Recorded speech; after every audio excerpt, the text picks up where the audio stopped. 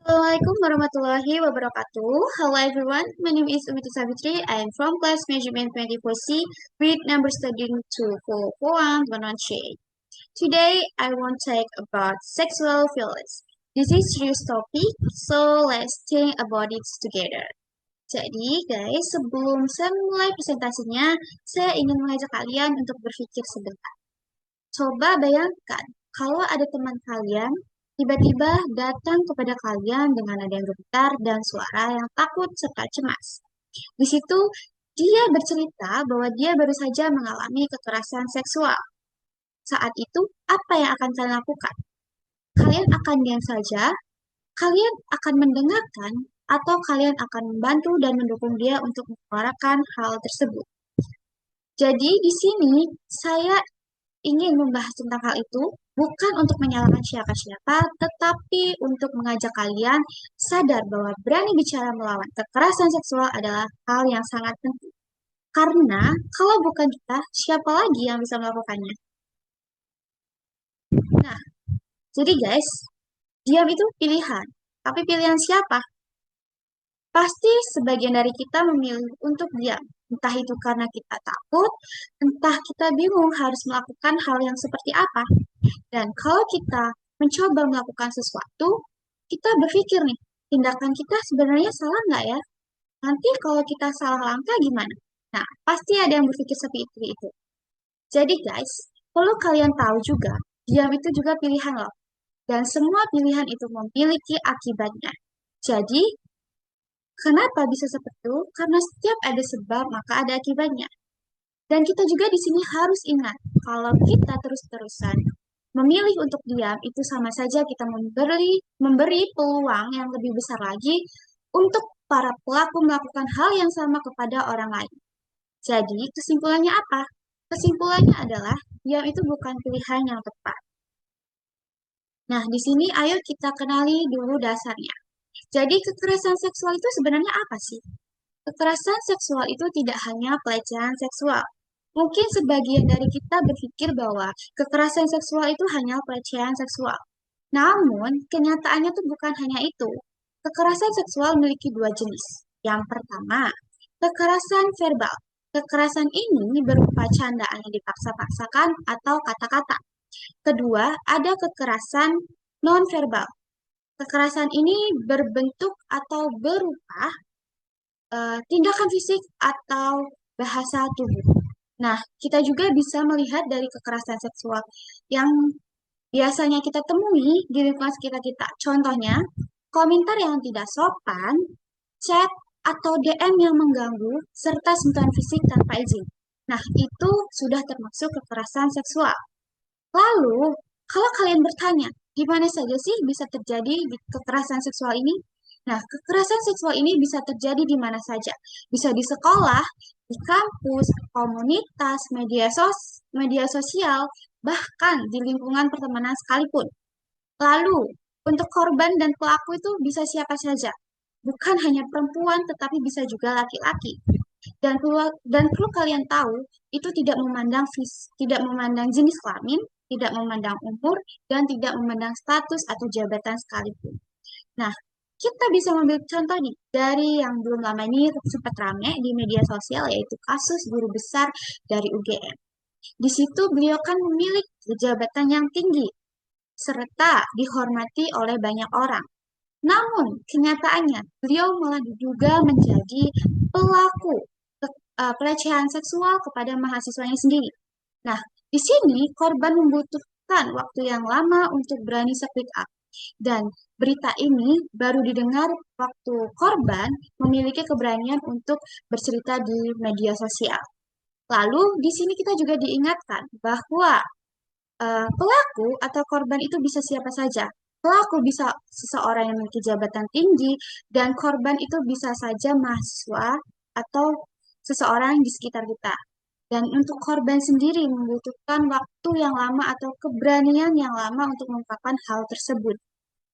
Lalu, bentuk kekerasan seksual dan dampak bagi korban itu apa sih? Nah, bentuk kekerasan seperti yang saya bahas tadi, itu bisa berupa seperti komentar atau lelucon seksual, menyentuh tanpa izin, memaksa berbagi konten seksual, pelecehan digital, dan pemaksaan hubungan seksual. Nah, kita juga bisa mengambil contoh kecil yang biasanya kita eh, temukan di sekitar kita, yaitu contohnya adalah menghina atau mengejek fisik seseorang dengan cara yang tidak sopan atau dengan lelucon yang menyakiti atau merendahkan mereka.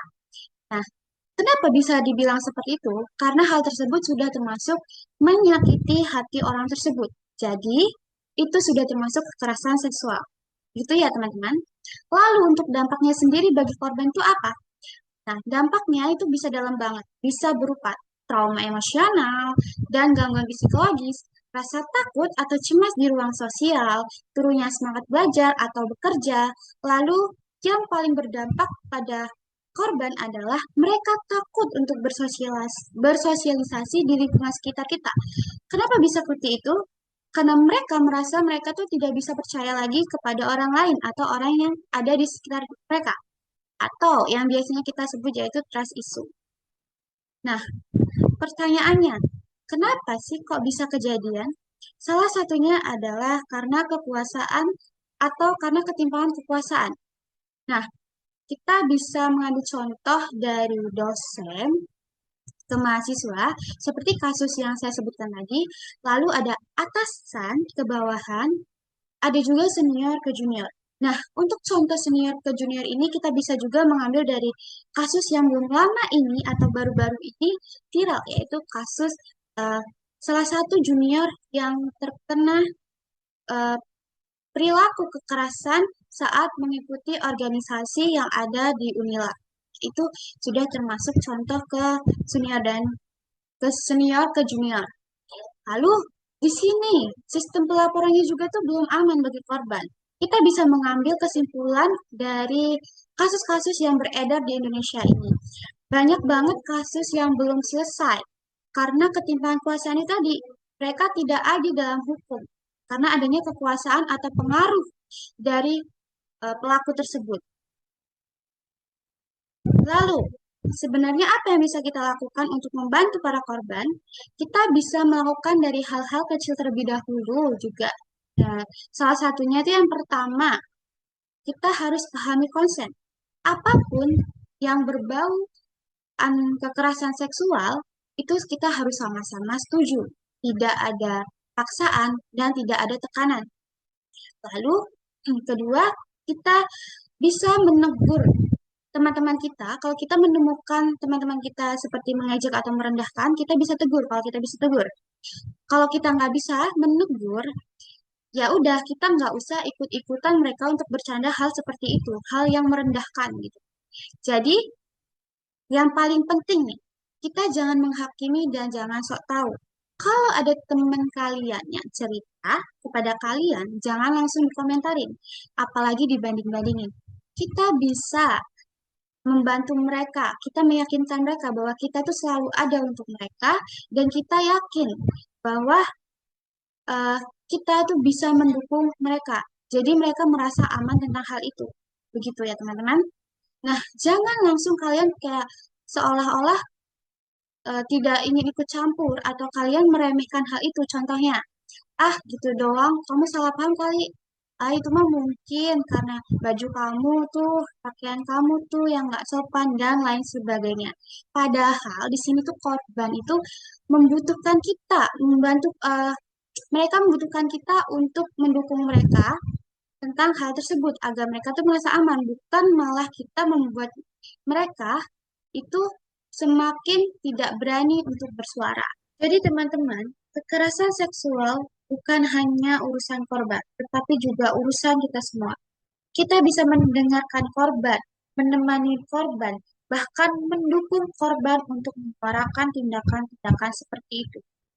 Jangan tunggu kita, teman kita, bahkan keluarga kita menjadi korban terlebih dahulu baru kita berani menyuarakan tentang hal tersebut. Jadi, ayo mulai sekarang kita peduli tentang kekerasan seksual.